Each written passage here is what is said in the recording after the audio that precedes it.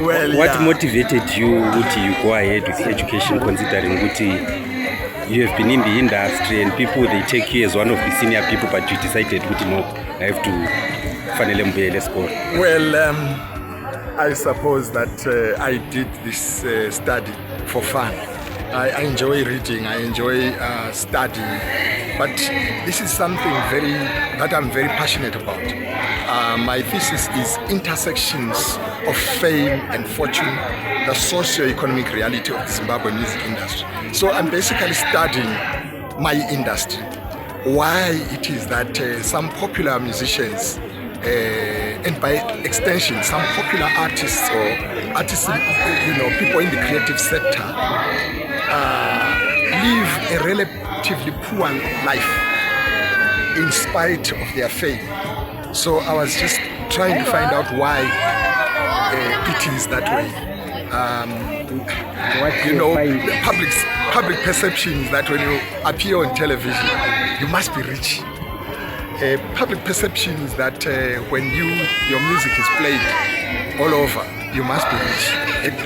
My findings are that it's not necessarily so. No. My findings indicate that most people in the creative sector or artists generally do not have life insurance, health insurance. They do not have a fallback plan. Most, I'm saying, a fallback plan. There is no pension, basically. Management is poor in the creative sector, in the music sector, and so on and so forth. So, yeah, these are some of the findings. There are many of them. Yeah. So it goes with the theme poor and famous. Yes, actually, Mono Mkundu's book inspired me partly. His book is Poor and Famous. That's the title. Inspired me to actually work on this thesis. Okay. So what's your advice to those effective artists who are struggling, but who are at the verge of quitting arts? I would say that basically art is about creativity. Art is about innovation. Art is about bringing out something that is fresh and refreshing. So continue in that line. Copyright wouldn't work if you are, I don't know what to call it.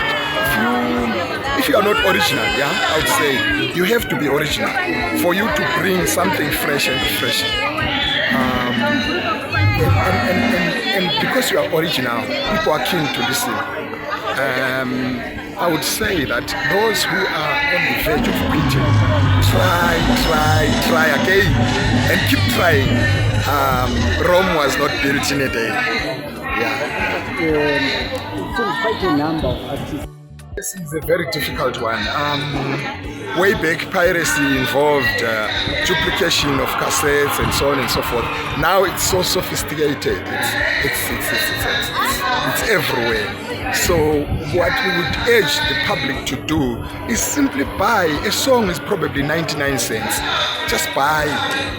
Artists work very hard to come with a creation that the public consumes, that the public enjoys.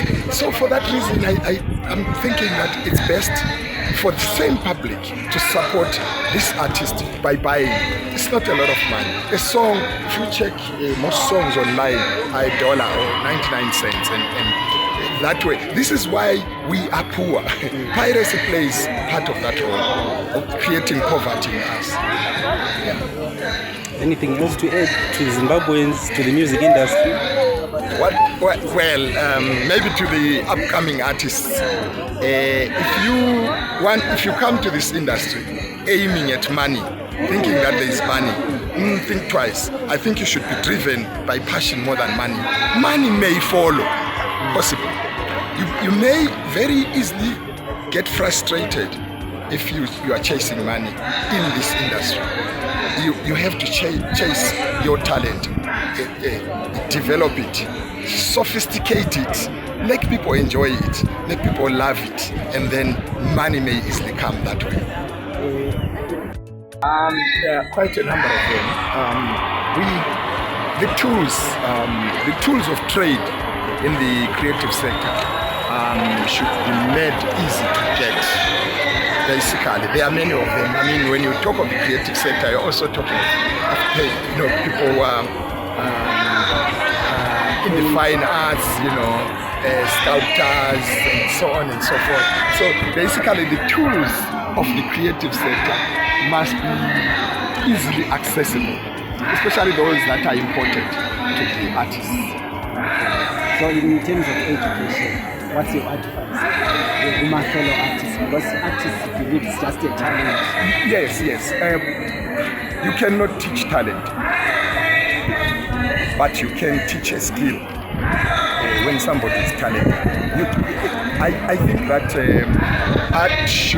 education should not just end at, how can I put it? Maybe I would say I encourage those artists who wish to study to really go ahead and study, because at some point I was performing at Hull Jazz Festival in I think it's the north of England, and with my band. So it's Hull Jazz Festival, and as we were performing, we saw a group that was performing also. They're playing jazz. So we asked them, so you guys, how long have you been together? They said, no, we met yesterday. How come? Because they were able to read music. So education is important. I would encourage artists to really go for it. But just educating yourself to get your work sophisticated. Just maybe even issues to do with marketing. Just that management of the creative sector. And skills in that same. You can teach skills, but you can't teach talent.